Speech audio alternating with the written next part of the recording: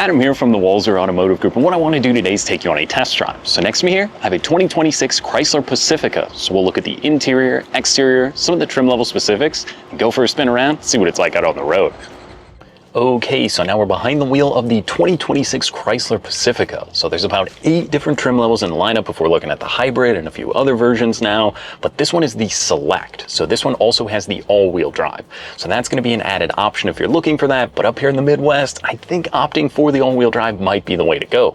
You do sacrifice a little bit of fuel economy, but at the end of the day, if you're not stuck in your driveway, it might be worth having that added trade-off. Now there's also a hybrid version, but the hybrid is only available with the front wheel drive. So that is an important note to know. If you want the all-wheel drive, you have to be looking at the regular gas version.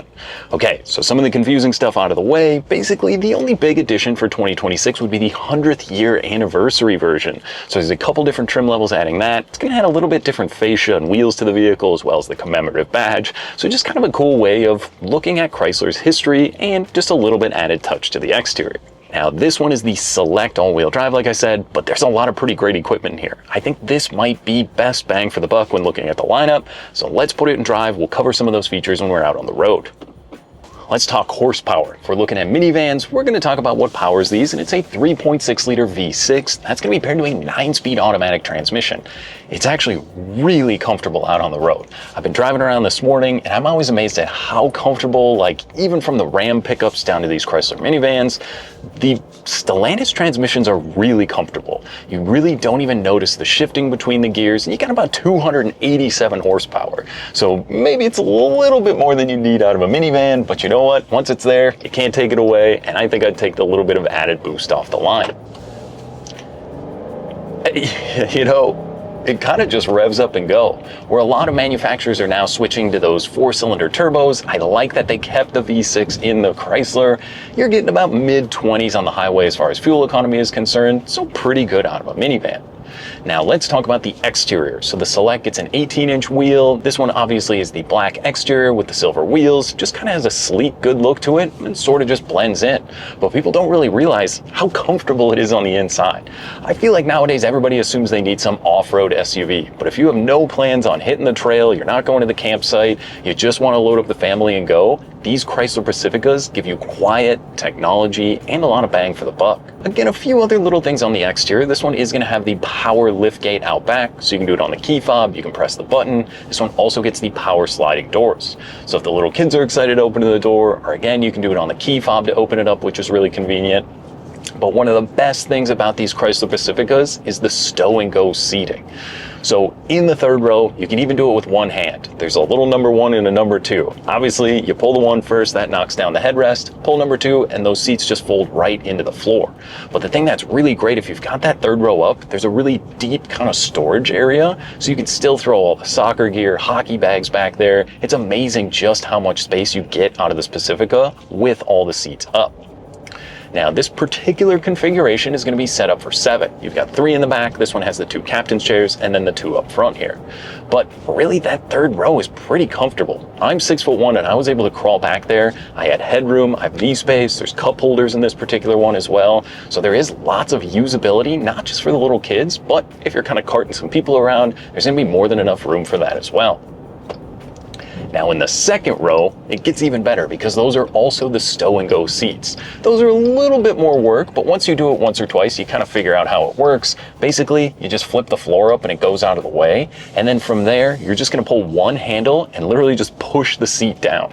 It's so cool how quickly you can immediately have a ton of storage space in this vehicle. And you pretty much just get like a flat loading floor. And this almost becomes a cargo truck where if you're not bringing people with you, you need to haul some stuff around. I've been pretty amazed in the past at just how much stuff I've been able to fit into these Chrysler Pacificas. They make for great rental vehicles because they just are so usable. You see them all the time as rental cars and so many of them on the road because it's been a vehicle in the Chrysler lineup for a really long time. I mean, they pretty much invented the minivan back in the day and they've only improved upon it from there, and they've pretty much got it dialed in at this point. Now, where you really want to be is in the driver's seat because these seats are extremely comfortable. I've got the armrest here so I can flip that down, kind of relax a little bit, or if you don't want it, you can simply just kind of push it out of the way. but this one also gets heated seats. So my seat is going to be power with a lumbar control. You also are going to have heat for the driver and the passenger, which is really nice. And then this also gets the leather wrapped heated steering wheel. So if that's something you haven't had before, maybe you're driving an older Pacifica or an older vehicle, the heated steering wheel is a game changer when it comes to comfort in the wintertime. Now this will also have a remote start on the key fob, so you can fire the vehicle up. I think it runs for about 10 minutes, be nice and toasty or nice and cool when you hop in so you're ready to go. One thing that's pretty cool in here, I like the blue gauges. Kind of gives it almost like a futuristic sort of look to the cluster here, but then really it's just going to give you kind of a quick look at all your information you need. You can go through, there's about 9 different menus, you can scroll down, you can see some of the temps going on in the vehicle, some of your trip computer stuff. Makes it really easy to just monitor all that, and if something goes wrong, obviously it will pop up there on the dash. Now another thing in this vehicle, obviously if it's going to be you and your family, the driver assist features. So this has blind spot monitoring, you can see it lights up as someone kind of comes past me here, adaptive cruise control, which is so cool, so that you can set sort of that 3-2-1 distance on the road ahead of you, kind of keeps that pacing. Again, it's one of those features if you haven't had, it's almost impossible to give it back up just because of how convenient and easy it really is. Then we go to our 10.1-inch Uconnect system. I say this all the time, but I think the Chrysler Jeep Uconnect system is one of the best out. I've got wireless Apple CarPlay. I paired my phone in about 5 seconds, and this screen is so responsive. There's almost no lag through it. You've got Google, text messaging, you've got Spotify in there. There's so much usability. And on the steering wheel here, you've got the voice controls. So if you're a Siri user, you can press and hold, that pops up Siri. Make sure your focus is on the road ahead, maybe not what's going on in the back with the kids or anything else, so that is pretty cool. Then there's just a few other little menus in here. You can program that home screen, which is really nice. So I can set it to have my comfort settings on one side, my heated seats and steering wheel on the other if I want, your phone stuff. Makes it really easy to pick and choose what you want to see in there. And then you can also go to the apps menu and you can favorite some of that stuff over there. The Uconnect system, again, it's one of the best. Makes it so easy when you're on the road just to use it as an infotainment screen and nothing more. It's not overcomplicated, it's not pokey, it just works. And then this particular one got an option with the 360 backup camera. So what's really cool is you can go into the vehicle controls, click surround camera when you're parked. If you're backing onto the driveway, maybe the kids left some power wheels or something out there you can't quite see, that is really cool. Or once you put it into reverse, the parking sensors will come on as well. So you can see it'll notify me if something's going on behind me I can't quite see. The backup camera is crystal clear and you can kind of skip through some of the menus you want to see in that. Now this one will also have the 3-zone climate control, so driver, passenger, and then the third row, you can actually adjust that from behind the passenger seat there, which is really nice. There's just a lot of usability, technology, and cool stuff. And like I said, with the Select trim, you're not really breaking the bank to get all this great equipment. Now, MSRP on this one is going to be right under about the same price as the average new car in the US. This one's coming in around $49,000, but that's MSRP. That's not including any discounts or any kind of manufacturer stuff that might be going on right now.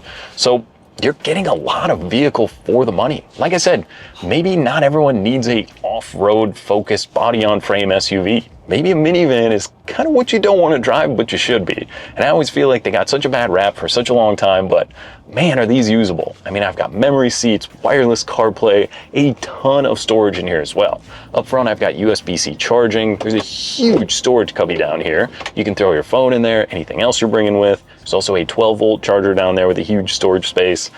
This thing is basically just a rolling storage unit. There's so much stuff and space and ease of use. Even the door pockets are really nice, but it's also well appointed. Like the leather steering wheel, the seats are really comfortable. I can get in this and drive as far as I needed, and I don't think I would be uncomfortable at all just because of how much you can move the seats and the lumbar. It is really pretty nice.